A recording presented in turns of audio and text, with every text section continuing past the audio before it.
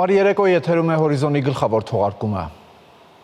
Հայաստանի արտաքին գործերի նախարար Արարատ Միրզոյանն ընդունել է Հայաստանում Չինաստանի նորանշանակ դեսպան Լի Սինվեին։ Հանդիպման ընթացքում քննարկվել են Հայաստանի և Չինաստանի միջև երկկողմ գործընկերության ընդլայնման ուղղված քայլերն ու առաջիկա ծրագրերը։ Անդրադարձ է կատարվել միջազգային տարբեր հարթակներում փոխգործակցության հարցերի։ Զրուցակիցները մտքեր են փոխանակել նաև միջազգային և տարածաշրջանային զարգացումների շուրջ։ Երկու ստեկ ընդգծվել են ներկայիս անորոշություններով, բայց և միաժամանակ հնարավորություններով լի ժամանակաշրջանում փոխշահավետ գործընկերությունների զարգացման կարևորությունը։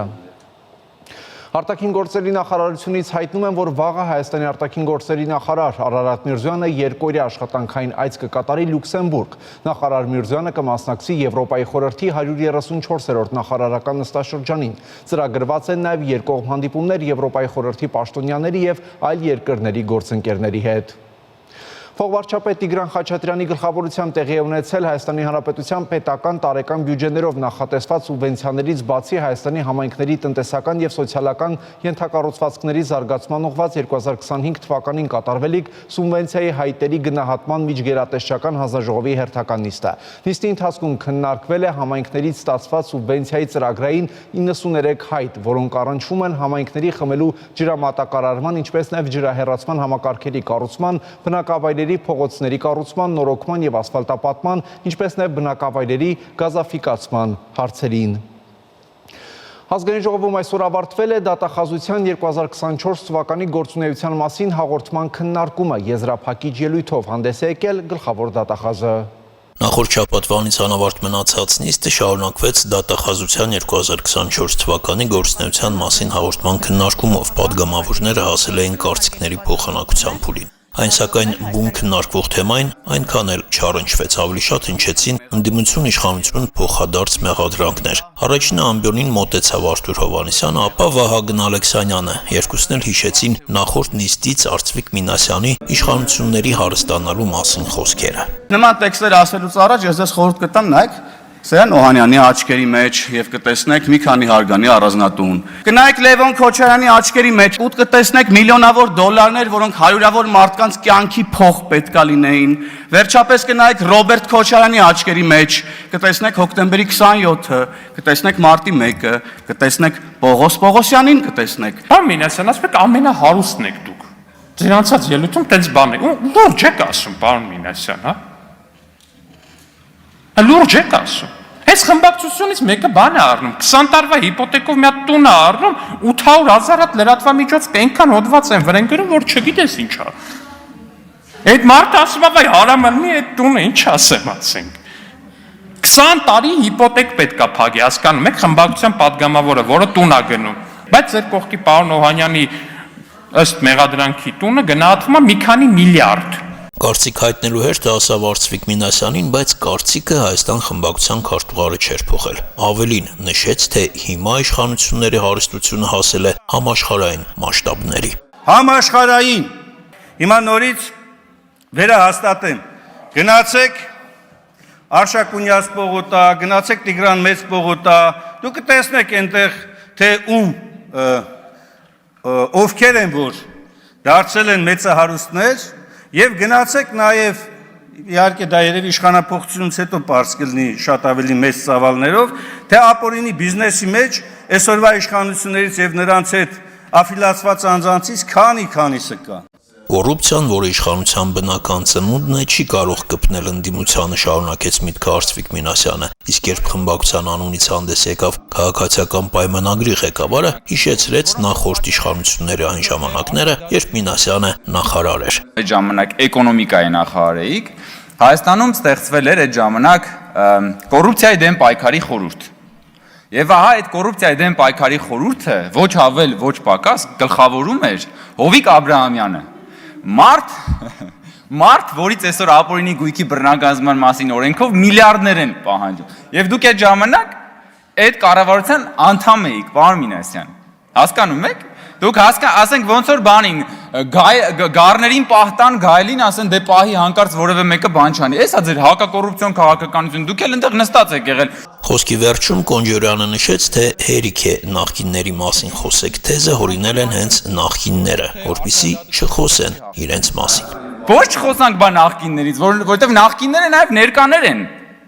Չեն անցել գնացքի պես անվերադարձ չուկչակ չարակչակի բան հնչյունների ներքո։ Ձեր համար Հայաստանը մեծ դմակ ա եղել, դուք էլ դանակ եք եղել, եկել եք այդ դմակը ինչքան կարացել կտրել եք։ Այդ դմակից ինչքան կարացել կերել եք, լցրել եք ձեր գրպանները բան, հիմա էլ ասում եք բա այդ որ հետ եք վերադարձնում, բա ժողովուրդը։ Դատախազության 2024 թվականի գործունեության մասին հաղորդման քննարկումը ավարտվեց Հաննա Վարդապետյանի եզրափակիչ ելույթով, որտեղ գլխավոր դատախազը հիմնականում անդրադարձավ պատգամավորների անցած օրերին հնչեցրած հարցերին։ Վահագն Ալեքսանյանը օրինակ հարցրել էր Քոչարյանների ընտանիքի ապօրինի ծագում ունեցող գույքի բռնագանձման մասին։ Պատասխանողներ Ռոբերտ եւ Բելլա Քոչարյաններից, Սեթրակ Քոչարյանից եւ Զարուհի Բադալյանից, Լևոն եւ Սիրանուշ Քոչարյաններից, Գանե Քոչարյանից եւ Վիգեն Չատինյանից, Հօգուտ Հայաստանի Հանրապետության դատախազությունը ապօրինի ծագում ունեցող գույքի բռնագանձման հայցով պահանջում է բռնագանձել 22 անշարժ գույք, 2 գույքի գնման իրավունք,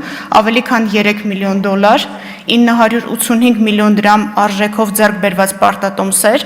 ավելի քան $1.4 միլիոն չափով ավանդ, 15 իրավաբանական անձում մասնակցություն, իրավաբանական անձանցից են Nairi Insurance, Toyota Երևան ընկերությունը, Target Group-ը եւ մի շարք այլ ընկերություններ, ավելի քան $4 միլիոն, 8.3 միլիարդ դրամի, 260 միլիոն ռուբլի եւ շուրջ 590,000 եվրոյի չափով փոխառությունների պահանջի իրավունք, 2 տրանսպորտային միջոց, ավելի քան 3.8 միլիարդ դրամին համարժեք գումարով գույքերի ձեռքբերման արժեքներ եւ ավելի քան 20 միլիարդ դրամ։ Սա ընդհանուր այս պահին դատարանում գտնվող հայցագինն է Ռոբերտ Քոչարյանի եւ նրա հետ փոխկապակցված անձանց մասով։ Հարցեր հնչել նաև, թե ինչ փուլում է Արարատ Միրզոյանի սպանության փորձի հետ կապված քրեական գործը։ Գործը գտնվում է դատարանում, մենք ունենք մեղադրյալ եւ հիմնական դատալսումների փուլում է դատավարությունը, հրապարակային է, այսինքն որևէ խոչընդոտ չկա տվյալ ստանալու հետ կապված, բայց նշեմ նաև, որ մի շարք վարույթներով, որոնք գտնվում էին դատարանում, արդեն ունենք վերջնական դատական ակտեր, որոնք վերաբերում են կեցավայրի վրա հարձակմանը, կեցավայրից կատարված կողոպուտներից եւ դրանց մասով էլ առաջին ատյանի դատարանների կողմից կայացված դատական ակտեր ունենք։ Մենք առաջիկայում մի փոքր ամփոփիչ ավելի հանրային իրազեկում կանենք, որպեսզի падգամավորներին այդ հարցերը չուղղվեն եւ մեր կողմից պատշաճ պարզաբանում տրվի։ Ելույթի ավարտին դատախազը նշեց, որ կառույցը շարունակելու է աշխատանքը նույն կերպ կարևորագույն խնդիր համարելով պետական շահերի պաշտպանությունը, կոռուպցիայի դեմ պայքարը, ապօրինի գույքի վերադարձը։ Շանթերոստանկերություն, Հորիզոն։ Հայաստանի Հանրապետության պաշտպանության նախարար Սուրեն Պապիկյանի գլխավորած պատվիրակությունն աշխատանքային այցով այսօր մեկնել է Գերմանիայի Դաշնային Հանրապետություն։ Կրթվել է նորաձև է, Կապան և Քաջարան քաղաքներում կայացել են շարժման հերթական հանդիպումները։ Նախորդ տարվա հոկտեմբերի մեկնարկած կրթվել է նորաձև է շարժման հերթական կանգառը Կապան քաղաքներ։ Հանդիպմանը ներկա է գտնվել շուրջ 700 մարդ։ Իմ քայլը հիմնադրամից տեղեկացնում են, որ դա վկայում է թե շարժման ընկալման խորացման, թե Սյունիքի մարզի քաղաքացիների հետաքրքրվածության մասին։ Հայաստանի վարչապետի տիկին Իմ քայլը հիմնադրամի գործադիր տնօրեն Աննա Հակոբյանը իր բանախոսության սկզբում ներկայացրել է շարժման գաղափարական առանցքը եւ դրա ապաքաղաքական բնույթը, խոսելով կրթության ժամանակակից ընկալման անհրաժեշտության, ինքնակրթության կարևորության եւ կրթվելու հանդեպ ունեցած վերաբերմունքի մասին։ Ելույթին հաջորդել է երաժշտական ընդմիջում, որի ընթացքում Կապանի արվեստի պետական քոլեջի եւ Արամ Խաչատրյանի անվան երաժշտական դպրոցի սաներն ու Կամանչա ժողովրդական նվագարանների համույթը ներկայացրել են հայկական ժողովրդական եւ դասական ստեղծագործություններ։ Միջոցառման երկրորդ բանախոսը եղել է վարչապետ Նիկոլ Փաշինյանը իր իմանալ ինչպես բանախոսությամբ։ Նիկոլ Փաշինյանը խոսել է ամենատարբեր ոլորտներում ինչպես գործել իմանալու մասին, իսկ երկրորդ ելույթում իրական Հայաստան խորագրով վարչապետն անդրադարձել է արժեհամակարգային տարրերին, բարձրացնելով մտածողության վերափոխման, պետականության վերարժևորման եւ առհասարակ գիտակից քաղաքացի լինելու կարեւորությունը։ Հանդիպան ավարտին մասնակիցներն ուղղել են մի շարք հարցեր, սկսած դպրոցներում արժեքների փոխանցման մեխանիզմներից մինչև դատաիրավական համակարգի նկատմամբ վստահության խնդիրներն ու կոռուպցիայի կանխարգելման մեխանիզմները։ Կրթվել է նորաձև է շարժման հաջորդ հանդիպումը տեղի ունեցել Քաջարան քաղաքում, կրկին բանախոսություններով, երաժշտական դադարով, սուրճի ընդմիջումով եւ ազատ հարցուպատասխանի ձևաչափով։ Աննա Հակոբյանը անդրադառնալով շարժման գաղափարական հիմքերին եւ որոշ խմբերի կողմից դրա հանդեպ դեռևս արկա կասկածամտությանը, նշել է, որ այն իրականում ինքնակրթվելու, զարգանալու, միմյանց հետ անկեղծ շփվելու եւ նախապաշարմունքներից զերծ երգ խոսել սովորելու մասին է։ Հաջորդիվ ելույթ է ունեցել Հայաստանի վարչապետը իմանալ ինչպես եւ իրական Հայաստան բանախոսություններով։ Առաջինում նա ներկայացրել է կրթվելու վերաբերյալ իր տեսակետները, կրթարշավի նպատակներին ու սահմանումներին, հավելելով իր ձևակերպումները։ Քո չիմացածը հետևից գնալը նորաձև է, քո չիմացածի մասին մտածելը նորաձև է, քո իմացածի բացերը լրացնելը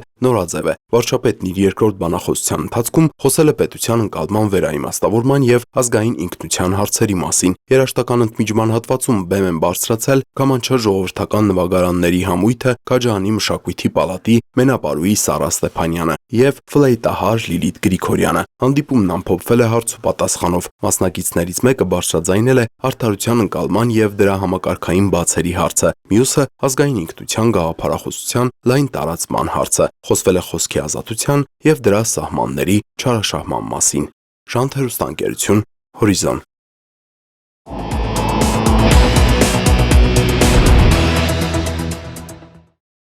Հնդկաստանը պատրաստվում է Հայաստան մատակարարել պայմանագրով նախատեսված զինտեխնիկայի հաջորդ մեծ խմբաքանակ։ Այդ մասին տեղեկացնում են ռազմաարդյունաբերական համալիրում հնդկական մամուլի աղբյուրները։ Թեմայի շուրջ կզրուցենք Արտյոմ Երկանյանի հետ։ Արտյոմ, ինչ սպառազինության մասին է խոսքը։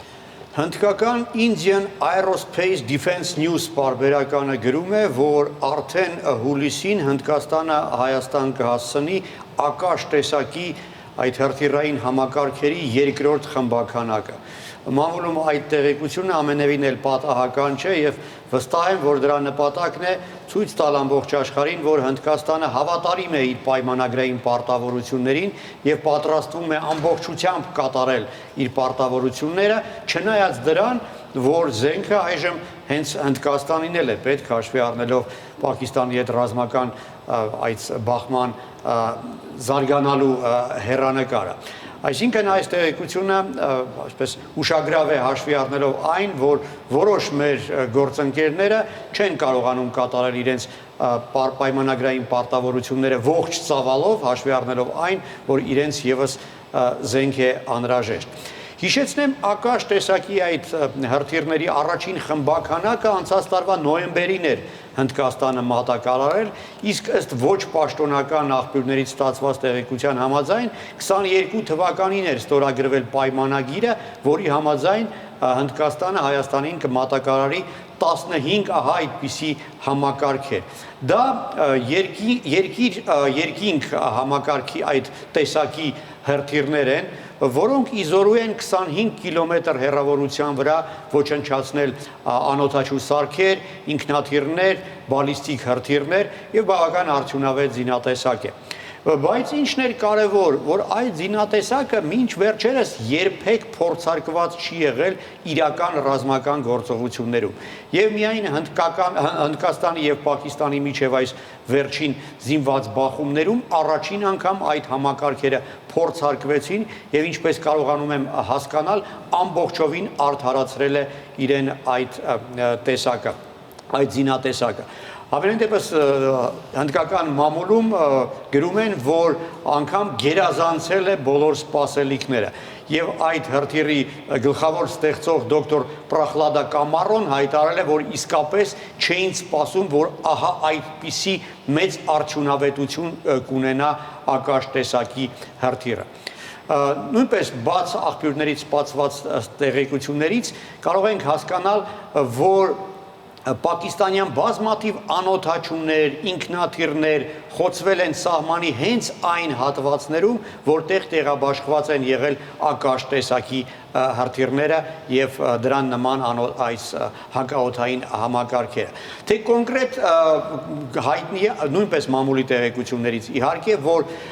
GF-17 պակիստանյան կործանիչը ոչնչացվել է հենց Ակաշ տեսակի հրթիռի միջոցով։ Ֆատեհ տեսակի բալիստիկ հրթիռը նույնպես Ակաշն է ոչնչացրել։ Եվ ինչպես գրում է Indian Defense Research Wings պարբերականը, Հենց ակաշն էր նաև պատճառը, որ Պակիստանը այդպես էլ չհամարձակվեց օդ բարձրացնել թուրքական Բայրակթար TB2 տեսակի անօդաչուները, որոնք բավական թանկարժեք են, այսինքն թերթը գրում է, որ այդ անօդաչու սարքը պարզապես անզոր է ակաշի դեմ եւ դա գիտակցելով եւ գնահատելով Պակիստանի գեներալները որոշեցին չօգտագործել այդ թանկարժեք թուրքական անօդաչուն, քանի որ փաստորեն ստացվում է, որ այդ անօդաչուի գնելը Պակիստանի կողմից պարզապես օդին գցած փող էր։ Իսկ հաշվի առնելով այն, որ Հայաստանը եւս կունենա ակաշ տեսակի հրթիռներ, կարող ենք ենթադրել, որ տեսականորեն այդ Բայրակտարի օգտագործումը ակաշի դեմ Հայաստանի օդուժում նույնպես մեղմ ասած քիչ արդյունավետ կլինի։ Արդյոք իսկ թուրքական ուրիշ զենք Պակիստանն օգտագործել է։ Այո, բաց աղբյուրներից ստացված տեղեկություններից կարող ենք դատել, որ Պակիստանը օգտագործել է այս ռազմական գործողություններում Սոնգար տեսակի անօդաչու սարքը թուրքական եւ YIHA-3 կամիկադզեն, որը նույնպես թուրքական է։ Եվ դրանցից մի քանիսը խոցվել են հնդկական հրթիռներով, միգուցե նաև հենց այդ ակաշների միջոցով։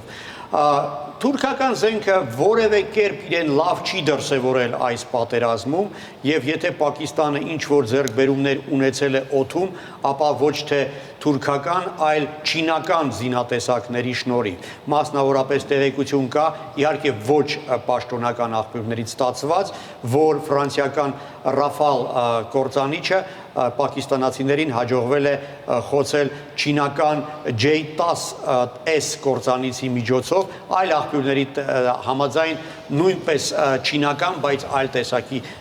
զենքերի միջոցով։ Բայց թուրքական զենքը շարունակում է հասնել պակիստանյան նավահանգիստներ։ Մասնավորապես India Today պարբերականը գրում է, որ վերջին մեկ շաբաթվա ընթացքում մեծ թուրքական նավ է ժամանել Կարաչի նավահանգիստ եւ նաեւ մեծ ինքնաթիռ է վայրեջ կատարել Պակիստանի օդանավակայաններից մեկում եւ պարբերականի տեղեկությունների համաձայն զենք են տեղափոխել։ Թուրքիայի պաշտպանության նախարարությունը հաստատել է այն, որ իսկապես նավը մեկնել է եւ հասել է տեղ, բայց տեղեկացնում են, որ այդ նավի ժամանումը նախատեսված էր դեռ մինչև, այսինքն քննարկվել էր դեռ մինչև պատերազմական գործողությունները եւ որ իրականում իբրև թե զենք չեն տեղափոխել։ Մինչդեռ հիշեցնեմ, որ Չինաստանի վարչապետը շնորհակալություն է հայտնել, ներողություն, Պակիստանի վարչապետը շնորհակալություն է հայտնել Պակիստանին աջակցելու համար Չինաստանի, Սաուդյան Արաբիայի եւ Թուրքիայի ղեկավարությանը։ Արդյոք Ադրբեջանը եւս հայտարարել է Պակիստանին աջակցելու մասին, ինչպես է դրսևորվում նրանց այդ աջակցությունը։ Դե ի տարբերություն Թուրքիայի, Ադրբեջանի աջակցությունը ընդամենը խոսքերով է առայժմ դրսևորվում, որևէ փաստ չկա, որը կվկայեր այն մասին, որ խոսքերից գործի են անցել, բայց ամեն դեպքում Նյու Դելիում նկատել եւ գնահատել են ադրբեջանցի բարձրաստիճան պաշտոնյաների հռետորաբանությունը եւ այժմ Հնդկաստանում աճում է ադրբեջանական ապրանքների բոյկոտի արշավը։ Բաքվում Պակիստանի դեսպան Հասիմ Մոհիուդդինը հայտարարել է, որ եթե Հնդկաստանը ադրբեջանական ապրանքների բոյկոտ հայտարարի, էմբարգո հայտարարի, դա կլինի Դելիի կողմից մեծ սխալ։ Առայժմ չեն հաստատվում տեղեկությունները, որ էմբարգոն արդեն հայտարարվել է, բայց դա կարող է իսկապես իրատեսական լինել։ Համենայն դեպս զբոսաշրջային ոլորտում այդ բոյկոտը արդեն գործում է։ Հնդկական Easy My Trip տուրիստական պլատֆորմը հիշեցրել է բոլոր իր հաճախորդներին, որ Ադրբեջանը այն պետություններից մեկն է, որը պաշտպանում է Հնդկաստանի հակառակորդին թշնամուն, եւ դա պետք է հաշվի առնել այս կամ այն երկիր գործուղվելիս։ Իսկ Travamint տուրիստական գործակալությունը ընդհանրապես չեղարկել է բոլոր պայմանագրերը եւ այլևս չի վաճառում ուղեգիրներ դեպի Թուրքիա եւ Ադրբեջան։ Շնորհակալություն Արսեն։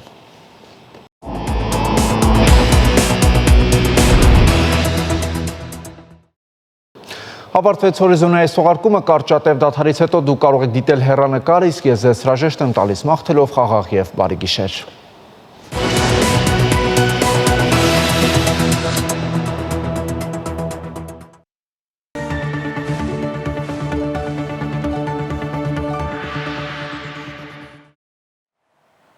Դուք դիտում եք հեռանկարը։ Հայաստանի արտաքին գործերի նախարարն օրերս հայտարարեց, թե խաղաղության պայմանագրի ստորագրման հարցով առաջիկայում գուցե լավ նորություններ լինեն։ Միրզոյանի այս հայտարարությանը հաջորդեց Ադրբեջանի արտաքին գործերի նախարարության այն պնդումը, թե Ադրբեջանը լեգիտիմ ակնկալիքներ ունի Հայաստանից, որոնք կապված են Հայաստանի սահմանադրությունից Ադրբեջանի հանդեպ տարածքային պահանջների վերացմանը եւ Մինսկի խմբի լուծարմանը։ Այս թեմային էլ այսօր անդրադառնալու ենք քաղաքագետ Էդվարդ Անտինյանի հետ զրույցում։ Պարոն Անտինյան, շնորհակալություններ հրավերն ընդունելու համար։ Ես եմ շնորհակալ։ Ինչ կարող է նշանակել Հայաստանի արտաքին գործերի նախարարի այս լավատեսական հայտարարությունը։ Նախ Ադրբեջանը մենք լավ տեսնում ենք, որ որևէ ցանկություն չունի գնա խաղաղության, բայց հարց է առաջանում, իսկ այդ դեպքում ինչու չի պատերազմ սկսում։ Պատերազմ չի սկսում զուտ աշխարհաքաղաքական իրավիճակը գնահատելով, թե ի վերջո այդ քայլը իրան օգուտ է, թե վնաս։ Ուսումնասիրում է հավանական բոլոր ուղղությունները։ Ու այնպես չի, որ ինքը հրաշալի գիտի, թե ինչա կատարվելու տարածաշրջանում։ Այնքան է աշխարհում անկանխատեսելի, որ ավելի շատ իրանք բոլոր ուղղություններով աշխատում են, որպեսզի իրանց համար բարենպաստ հարց առաջանա։ Հիմա տեսնենք, Ադրբեջանը երբ որ դնում է նախապայման, Մինսկի խմբի ֆորմատի լուծարում եւ մեկ է սահմանադրության փոփոխություն։ Հայաստանից ասում են,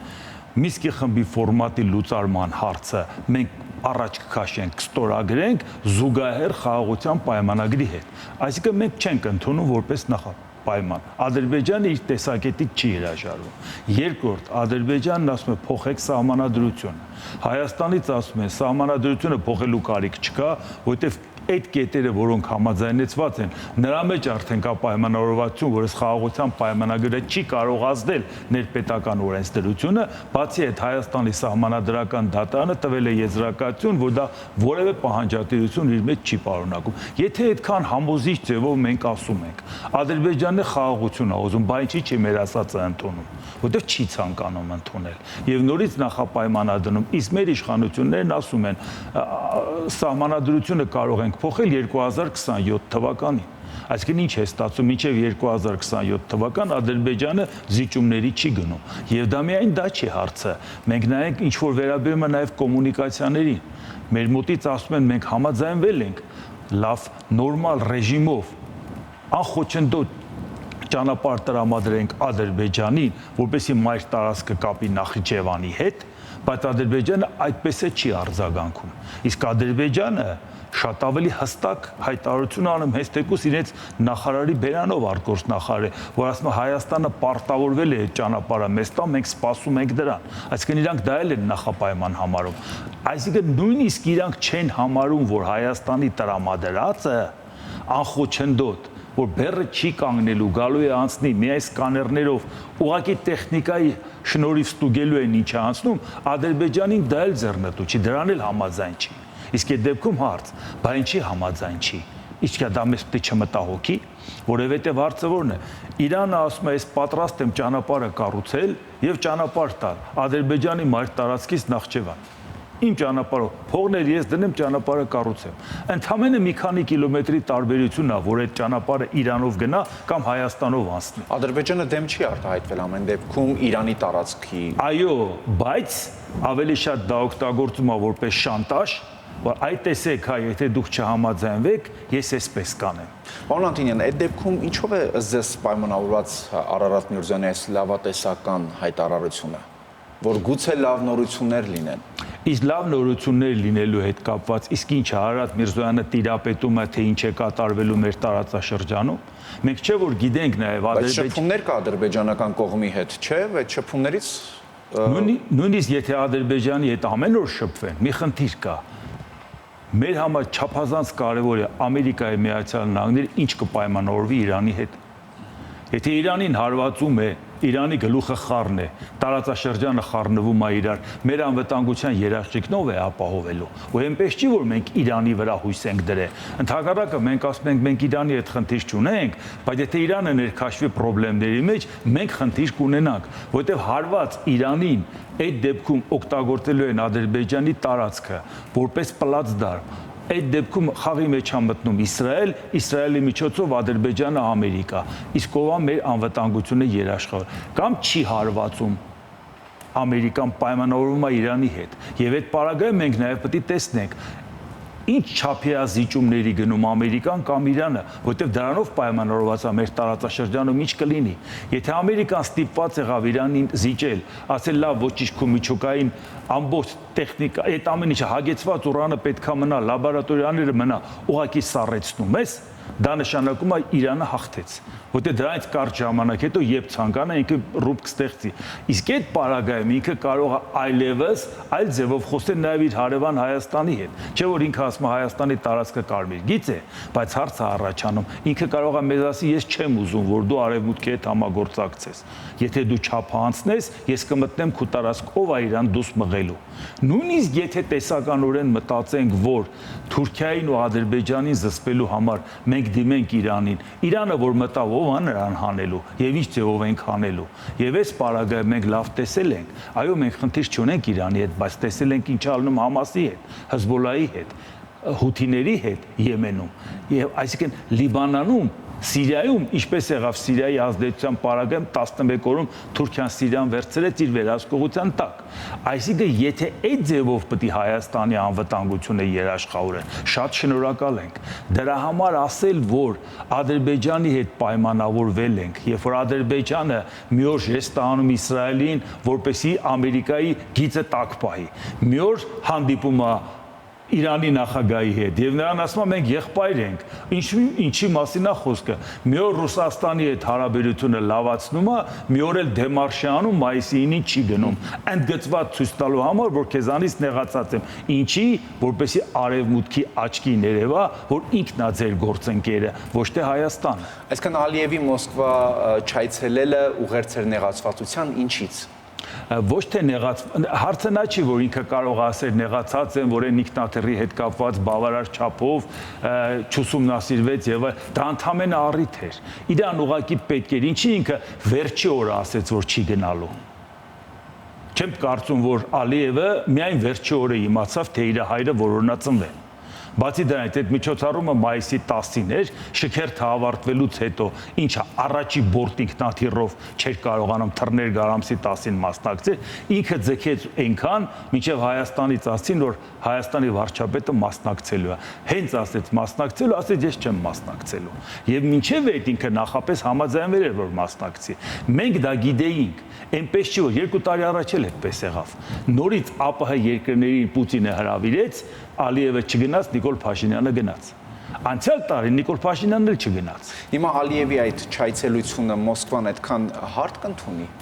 Եթե նույնիսկ հարց չընդունի, Մոսկվան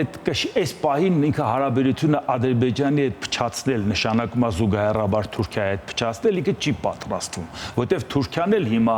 շատ դեպքերում ասում են թուրքական դիվանագիտությունը շատ հզոր է։ Թուրքական դիվանագիտությունը, եթե մի բանի չի հասկանում, հավանական բոլորի հետ կապված ակտիվ աշխատում է։ Թուրքիան Եվրոպային ասում է հիմա իսկական ժամանակն է, որ դառնամ Եվրամիության անդամ, կամ ձեզ ուժեղացնեմ։ ՆԱՏՕ-ն եթե թույլացավ Ամերիկան Եվրոպայում, ես պատրաստ եմ իմ բանակով որպես տարածաշրջանի թիվ 1 բանակ եւ ՆԱՏՕ-ի երկրորդ բանակ, կամ միանամ ապահովեմ եվրոպական անվտանգությունը։ Բայց նույն պարագայում զուգահեռաբար Ամերիկային ասում է ես քո գործընկերն եմ, Տրամփն ասում է ինքը իմ ընկերն է, 2000 տարվա մեջ Սիրիան չէին կարող գրավել, ինքը գրավեց, այսինքն ողջունում է դա։ Բացի դրանից շատ լուրջ ձևով համագործակցում է։ Ինչա Թուրքիան ժեստեր չի անում Ռուսաստանին, Թուրքիան ժեստեր չի անում Ուկրաինային։ Եթե Ռուսաստանը ժեստեր չի անում, Ռուսաստանը ինչու էր ասում, որ պատրաստ ենք հենց Ստամբուլում հանդիպենք եւ քննարկենք խաղաղության գործընթացը Ուկրաինայի հետ, եւ սիրահոժար Էրդողանը համաձայնվեց հարթակ տրամադրել եւ միջնորդական առաքելությամբ հանդես գալ։ Այսինքն այդ երբ է Ռուսաստանը չի ճանաչում Թուրքիային որպես գործընկեր։ Ու այս ակտիվության պարագայում Թուրքիա-Ադրբեջան պայմանավորվածությունը նույնիսկ իրանք պասերով են խաղում։ Թուրքիան հարաբերությունը վատացնում է Իսրայելի հետ, Ադրբեջանը լավացնում է։ Ադրբեջանը միջնորդ է հանդես գալի Թուրքիայի եւ Իսրայելի միջև։ Ինչու համար, որ փող լրացնեն իրար, որ Թուրքիան որպեսի քննադատի Իսրայելին, թուրքական պետությունների լիդերություն ստանձնի, այդ դաշտը չթողի որևէ մեկին։ Բայց այդ պարագայում Ադրբեջանը ասպարեզից բաց չթողի Իսրայել-Ամերիկա կապը։ Իսկ մենք այսօր մեր արտաքին քաղաքականության հետ կապված մենք տեսնում ենք, որ համարժեք քայլեր արվում է, նրանք կոնկրետ գործողություն են անում, որովհետև իրանցից չի կախված թե զարգացումները ոնց կգնա։ Այդ դա է պատճառը, որ Ադրբեջանը չի համաձայնում խաղաղության փաստաթղթի, բայց կրակում է պարբերաբար օդ, Հայաստանում արդարացնում են, ասում է դե օդ հակարակում անկանոն, մենք ինչը ֆիքսենք, ոնց։ Դրանից հետո ասում է հանկարծ չոգևորվեք, որ օդ են կրակում, արդեն նպատակային խփում են բնակավայրի։ Համարդ չեն սպանում, բայց դուք պատկերացնում եք այդ մարդու վիճակը, որը ապրում է սահմանամերձ վայրում եւ ուղիղ նշանառությամբ հարվածում են իր տանը եւ պարբերաբար են հարվածում դա, որ հանկարծ չիմանաք դա պատահականություն է եւ անընդհատ ասում են մենք զինվում ենք, որովհետեւ Հայաստանը զինվում է, մենք զինվում ենք, որովհետեւ Հայաստանը բերա դիտորդներ է կանգնացրել, ինքը դրանով լրտեսական գործունեությամբ զբաղվում։ Այս է հարցը, որ ես այդ լավատեսությունը պետք է հասկանանք կոնկրետ ինչ փաստերով է արտահայտված։ Պարոն Անտոնյան, իդեպ անցած շաբաթ հայտնի դարձավ, որ Հայաստանն ու Ադրբեջանը ըստ էության փոխանակվել են հրադադարի խախտման վերաբերյալ տեղեկություններով, ինչը կարծես թե վերջին շրջանում, վերջին տարիներին Հայաստանի կառավարությունը առաջարկում էր, բայց Ադրբեջանը չէր համաձայնվում դրան եւ որևէ փոխանակում չէր իրականացվում։ Փոխանակում իրականացվեց, բայց դրան նորից հաջորդեց ադրբեջանական կրակահերթը։ Սա, այսինքն, այս փաստերի համադրությունը ինչ է նշանակում։ Մեկ համաձայնվում են, հաջորդիվ նորից կրակում են։ Խնդիրը նա է, որ իրանք Եթե պետք է հետաքննեն, ինչու են հաջորդիվ կրակում։ Խնդիրը նա է, որ իրանց ամբողջ նպատակը նա է, որ ցույց տան, որ իրանք խաղաղություն են ուզում, եւ այդ իրանց նույնիսկ կրակոցը պատասխան կրակոց է, մանավանդ ինչ են ասում, ասում է դա մենք չենք։ Եթե նույնիսկ կրակել են, մենք ուղիղ նշանառությամբ բնակավայրի վրա չենք կրակում։ Այսինքն դուրս է գալի անվերահսկելի ուժեր կան Ադրբեջանի տարածքում, որոնք կրակում են։ Դե դեպքում հետաքննեք, պարզեք, ձեզ հետաքրքիր չի, որ ինչ-որ մեկը պրովոկացիայի է գնում, բայց իրանք դա չեն փորձում պարզեն։ Եվ այս պարագայում Ադրբեջանի միակ ցանկությունը նա է, որ այսինքն հարմար պահի առիթից օգտվեն, որովհետև նորից էլի վերադառնալով ճանապարհի հարցը, եթե հիմնականում Ադրբեջանին դա չէ հետաքրքրում, նա մտածում է, եթե Իրանի ճանապարհով ինքը կապվի մայր տարածքը Նախճեվանի հետ, ինքը չի կարող անվերահսկելի բեռներ ուղարկել, որտեվ երբեք Իրանը թույլ չի տա իր տարածքով բեռներ անցնի, որը ինքը զննություն չի անցկացնելու ճիշտ այն ընթացակարգով, որը նախատեսվում է որևէ պետության սուվերեն տարածքով բեռը անցնելը։ Եվ այդ պարագայում նախ ինքը կախվածության մեջ է մնում Իրանից։ Միշտ Իրանն է որոշելու այդ կապը։ Եվ երկրորդ, եթե ինքը Հայաստանով է անցնում, ինքը հույս ունի, որ այդ տարածքը կկարողանա ի վերջո Իրան վերցնի։ Նա ֆիզիկապես տարածքը վերցնելու համար է մտածում, ոչ թե, որտեղ ոնց եք պատկերացնում։ Ինքը ոչ թե պատրաստում է մայր տարածքից բեռը տանի հասցնի Նախճեվան, ինքը պատրաստում է Չինաստանից բեռը տանի Եվրոպա, որը պետք է անցնի Մեղրիով։ Այսինքն դուք մտածում եք, որ ինքը կհամաձայնվի Հայաստանի տարածքով բեռը տանի, նույնիսկ ենթադրենք պայմանավորվել է Նիկոլ Փաշինյանի հետ, Նիկոլ Փաշինյանը համաձայնվել է անխոչնդոտ։ Վաղը իրանք միլիարդավոր դոլարների բեռներ պայմանավորում են ժամանակացույցով, պայմանագրերով Չինաստանից տանում են Եվրոպա, մեկ էլ Հայաստանում գալիս է մեկ իշխանություն ուրիշ, որը ընդհանրապես այդ պայմանագիրը չեղյալ է հայտարարում։ Որտեւ ասում են դա մեր շահերից չի բխում։ Ինչու ենք Հայաստանի ինքնիշխանությունը ոտնահարում։ Մեր մոտ շատ դեպքերում ասում են, ինչի մեր ինքնիշխանությունից դուրս է այդ տարածքը։ Ոչ, մեր ինքնիշխանությունից դուրս չի, բայց մեր վերահսկողությունից է դուրս։ Ադրբեջանն ասում է նույնիսկ սկաներով ստուգել ես համաձայն չեմ, բայց դա ինչ է նշանակում։ Ֆիզիկապես ուզում եմ տարածք։ Խաղաղության դեպքում մերոնք ասում են, որ այո, եթե խաղաղ լինենք, իրար հետ հանգիստ կապրենք, առևտուր կանենք։ Ադրբեջանն ինչ է ասում, նախապայման է դնում։ 300,000 մարդ է դուրս եկել Հայաստանից,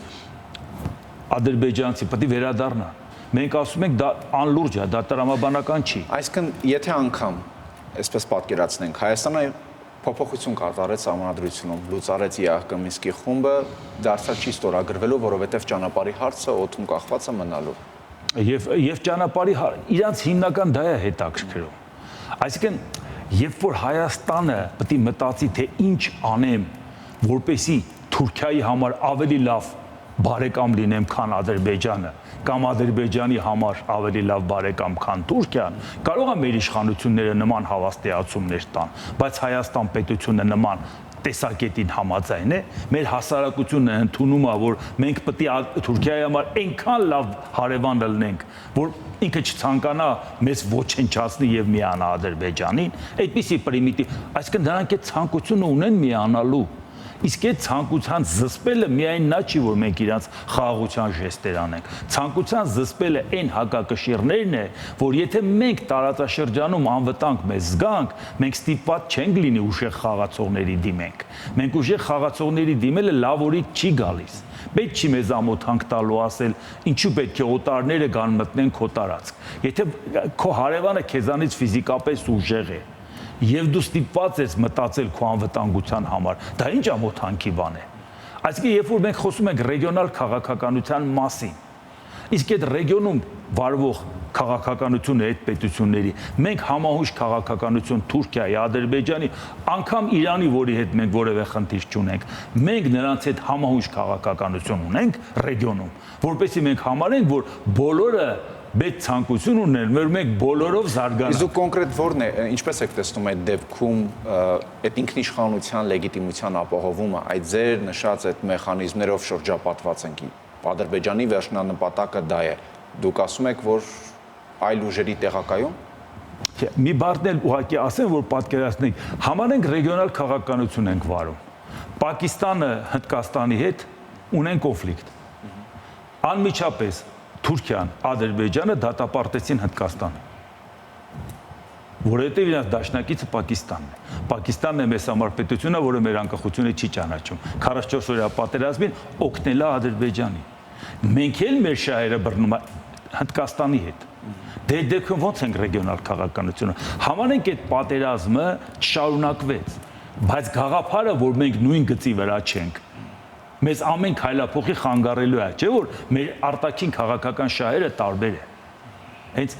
այս կարգի հարցերն են նաև խոսում նրա մասին, որ քո անվտանգության հետ կա։ Մենք երբ որ խոսում ենք, որ ասում ենք մենք ցանկություն ունենք, ենթադրենք Հայաստանի ապագան լինի Եվրամիության կազմում։ Շատերն ասում են՝ ուր եք գնում, ձեզ դողով է սպասում, բայց ով է ասում, որ գնում ենք։ Մենք ասում ենք, ուզում ենք Եվրոպան գա հասնի ստեղ, ոչ թե մենք ինչ որ միտեղ գնանք։ Եվրոպան պետք է ընդլայնվի գա հասնի ստեղ եւ իր այս աշխարհագրական դիրքը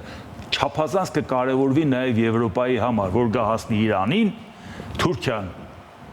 Նախճեվանով Ադրբեջանի հետ կապվի Եվրամիության երկրի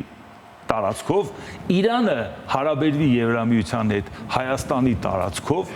այդպես է ռազմավարական տարածքի հետ կապված գործընկերությունը ու երբ որ ասում են, որ Եվրամիությունը ու անվտանգային համակարգչությունը, այդ ինչ եք ասում։ Անվտանգային համակարգչությունը, բայց մենք տեսնում ենք, չէ՞ որ իրանք զբաղված են լրջորեն անվտանգային համակարգ ստեղծելու Եվրոպայի համար։ Ու եթե ասում են, եթե ՆԱՏՕ-ն այդ խնդիրը միջև հիմա լուծել է, վաղը ՆԱՏՕ-ն ավելի արդյունավետ չլուծի, մենք այլ ձևաչափերով կստեղծենք այդ անվտանգությունը։ Հեչ պարտադիր չի, որ դա լինի Եվրամիության անդամ երկրների կազմում, ինչը